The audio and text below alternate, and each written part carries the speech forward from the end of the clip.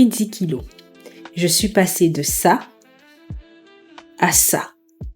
Et avant que ces kilos deviennent une force, c'était un poids, un cauchemar, un fardeau que je portais en silence. Mon monde s'est effondré. La sportive que j'étais, la femme super active que j'étais, venait de se prendre une claque en pleine face. Mais je te rassure, à travers ces 10 kilos, j'ai trouvé ma puissance, mon style, ma liberté. Dans cet épisode, je vais te donner 3 clés afin que ces kilos en plus deviennent également une force pour toi. Je suis Johanna. Entre foi, mindset et audace, je suis sûre que tu trouveras ta place. Je vais t'apprendre à changer ton regard sur le poids qui est sur la balance. C'est plus simple. La vérité, c'est que je pense que tu te demandes pourquoi j'ai pris 10 kilos. Donc, je vais t'expliquer. On m'a vendu le stérilet en cuivre comme la solution magique, le remède miracle. Mais ce qu'on a oublié de me dire, c'est qu'il allait voler ma vitalité. Pas d'hormones, pas d'effets secondaires. Une contraception simple, en théorie. Là où certaines femmes le portent très bien, pour moi, c'était une avalanche. Bonjour la fatigue chronique, bienvenue, cycle catastrophique. Hello, émotion qui explosait sans raison. Coucou, digestion chaotique. Et bien sûr, pour clôturer le tout, les médecins me demandent d'arrêter le sport. Me voici au repos forcé avec mes kilos qui grimpent. Donc, t'imagines bien que mon corps a commencé à changer. Et du coup, j'ai commencé à me haïr, j'ai commencé à me juger, j'ai commencé à me comparer. Je ne me reconnaissais plus et chaque kilo supplémentaire était pour moi une trahison. Je ne reconnaissais plus mon corps. Il gonflait, je gonflais. Et plus je gonflais, plus je m'éloignais de moi-même. Et mon amour pour moi-même a diminué. Et le pire dans tout ça, c'était pas les kilos en plus, c'était pas la santé, mais c'était cette petite voix qui était dans ma tête, qui n'arrêtait pas de me tirer vers le bas. T'as tout gâché, t'es plus comme avant, regarde-toi, comment tu vas aller perdre ces kilos, mais qu'est-ce que tu vas faire, qu'est-ce que tu vas porter?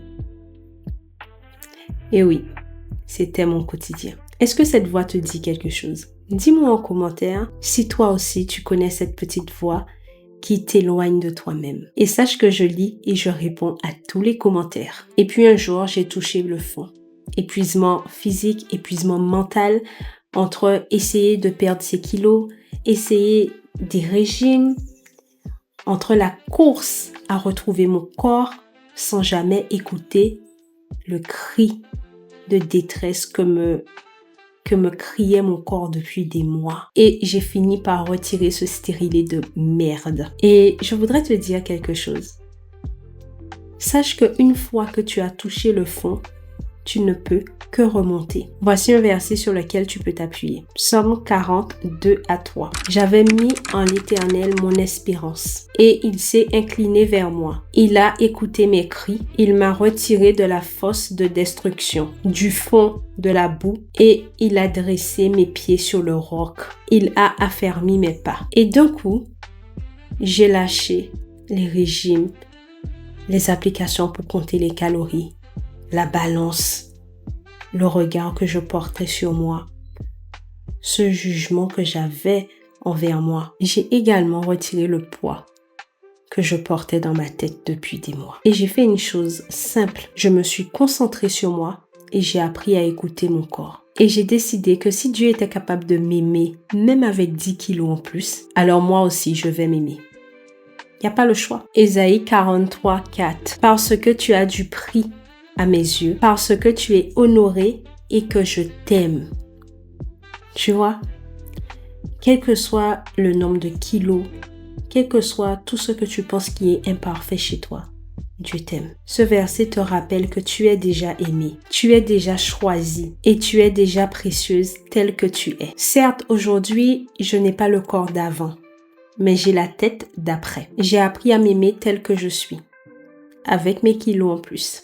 Aujourd'hui, je brille de l'intérieur et ça se voit de l'extérieur. Ton corps n'est pas le problème, mais le regard que tu poses sur lui, si. Et si toi aussi ça te parle, abonne-toi et active la cloche. La première clé est Arrête de faire la guerre à ton corps. Tant que tu verras ton corps comme un chantier, tu seras en guerre. Commence à l'habiter et à le traiter avec respect, douceur, amour, patience, bienveillance. Ce n'est pas ton ventre qui déborde, qui t'écrase. C'est le regard violent que tu poses dessus chaque matin. Ce n'est pas ton poids qui t'alourdit, c'est le poids de tes jugements. Et si tu changeais simplement ton regard sur ton corps? Réécris l'histoire. Ce que je veux aujourd'hui, c'est que tu puisses regarder ton corps avec tendresse, comme une amie qui a tout vécu à tes côtés et qui t'a jamais abandonné.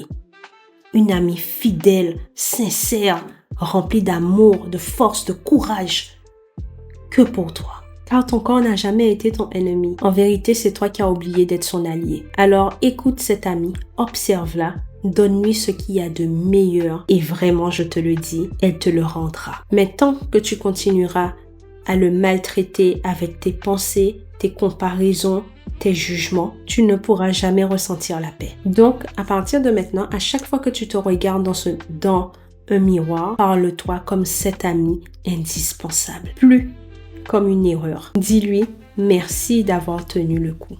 Merci d'être resté. Merci pour toutes les nuits blanches que tu as supportées pour moi. Merci pour toutes les fois où tu as continué à avancer or que je savais que tu étais épuisé. Merci parce que je suis fière de ce que tu es aujourd'hui, quel que soit le nombre de kilos que tu fais. Merci parce que sans toi, je suis rien. Ta puissance commence quand tu fais la paix avec ton reflet. C'est parti pour la deuxième clé. Reprends ton pouvoir intérieur. Une femme qui attend qu'on la valide ne peut pas briller. Une femme qui dépend du regard des autres sera toujours enchaînée. Une femme qui s'aime et qui décide que son opinion est la plus précieuse devient une femme libre. Ton corps ne t'a jamais trahi, c'est ton regard que tu dois reprogrammer. Apprends à t'aimer, respecte ton corps et tu verras, ça fera la différence. Ça fera la différence à l'intérieur et tu verras le changement à l'extérieur. La troisième clé est celle que je préfère parce que pour être honnête avec toi, quand j'étais dans mon moment difficile, c'est la clé qui m'a vraiment rallumé la flamme, qui m'a ramené le feu, qui a augmenté ma confiance, qui m'a emmené à une puissance que je pensais qu'il n'était plus possible. Donc, la troisième clé est habille-toi avec intention chaque jour. Oui, c'est vestimentaire. Mais la vérité, c'est que lorsque tu te regardes tous les jours dans le miroir et que tu aimes ce que tu vois, je peux te dire que ça fait la différence. Ça fait la différence, ça change, il y a un changement, il y a quelque chose qui se dégage et vraiment c'est puissant. Chaque vêtement que tu portes raconte une histoire. La question est-ce que c'est la tienne ou celle que la société t'a imposée? Quand tu t'habilles pour plaire, tu deviens prisonnière du regard des autres. Quand tu t'habilles pour cacher les parties de ton corps que tu n'aimes pas, tu diminues ton feu intérieur. Mais quand tu t'habilles avec intention, tu redeviens la narratrice de ton histoire. Voici la seule question que tu dois te poser avant de choisir ta tenue. Qu'est-ce que j'ai envie d'incarner aujourd'hui? Si ta réponse c'est la paix, la puissance, la liberté, la foi, l'audace, le courage, alors choisis une tenue qui porte cette énergie. Que ça soit des talons, une veste, une bague, un collier, choisis quelque chose qui te rappelle la puissance, qui te rappelle la paix, l'audace. C'est ça, s'habiller avec intention. Et là, ce n'est plus ton poids qui parle, c'est ton âme qui s'habille. Je vais te lire un verset. Proverbe 31, 25. Elle est revêtue de force et de gloire et elle se rit de l'avenir. C'est le style intérieur qui rend invincible. Quand tu es habillé de force, de dignité, tu n'as plus peur. Tu dégages une présence qui ne demande pas d'explication. Alors maintenant, dis-moi, qu'est-ce que tu as besoin de laisser tomber pour te libérer?